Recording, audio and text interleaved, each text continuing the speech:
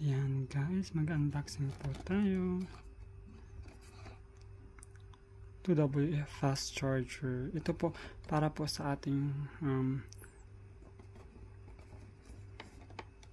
charger para sa ating S22 phone.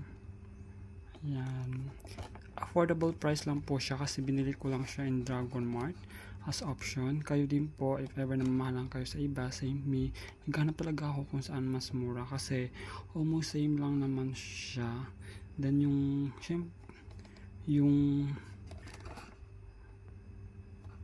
magagamit din naman natin na mas mura, kaya naghanap ako. Kaya kayo guys, pwede rin kayo magpunta ng Dragon Mart or kung saan malapit before kayo bumili ng mahal kasi sayang din naman.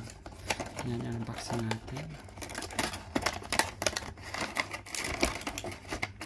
Ayan. Ito na siya.